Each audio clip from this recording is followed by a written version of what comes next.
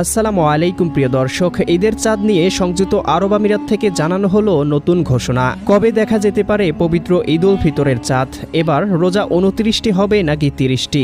জানিয়ে দেব এই বিষয়ে আরও বিস্তারিত তথ্য জানতে ভিডিওটি সম্পূর্ণ দেখতে থাকুন এবং প্রতিদিনের আপডেট খবর পেতে চ্যানেলটি সাবস্ক্রাইব করে রাখুন।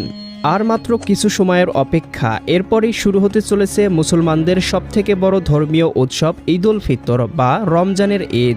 বাংলাদেশে এবার রোজা শুরু হয়েছে 19শে ফেব্রুয়ারি বৃহস্পতিবার থেকে। এক্ষেত্রে 19শে মার্চ বৃহস্পতিবার সন্ধ্যায় শাওয়াল মাসের চাঁদ দেখা গেলে পরদিন 20শে মার্চ শুক্রবার পবিত্র ঈদ উল ফিতর অনুষ্ঠিত হবে। এক্ষেত্রে রোজা হবে 29টি। আবার 20শে মার্চ শুক্রবার সন্ধ্যায় শাওয়াল মাসের চাঁদ দেখা গেলে পরদিন 21শে মার্চ শনিবার পবিত্র ঈদ উল ফিতর অনুষ্ঠিত হবে। এক্ষেত্রে রোজা সম্পূর্ণ হবে 30টি।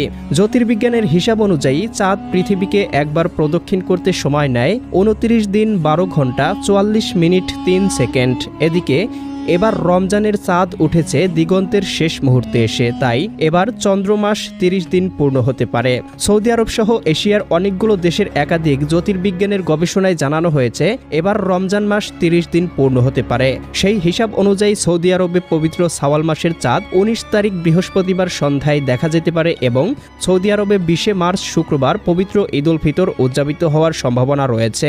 অন্যদিকে বাংলাদেশের শাওয়াল মাসের চাঁদ 20শে মার্চ শুক্রবার সন্ধ্যায় দেখা যেতে পারে এবং বাংলাদেশে 21শে মার্চ শনিবার পবিত্র ঈদ উল ফিতর অনুষ্ঠিত হতে পারে। তবে চূড়ান্ত তথ্য নির্ভর করছে বাংলাদেশ চাঁদ দেখা কমিটির ঘোষণার উপর। চাঁদ দেখা মাত্রই ভিডিও বার্তার মাধ্যমে আপনাদেরকে জানিয়ে দেওয়া হবে, তাই চ্যানেলটি সাবস্ক্রাইব করে বেল আইকন অন করে রাখুন। আল্লাহ হাফেজ।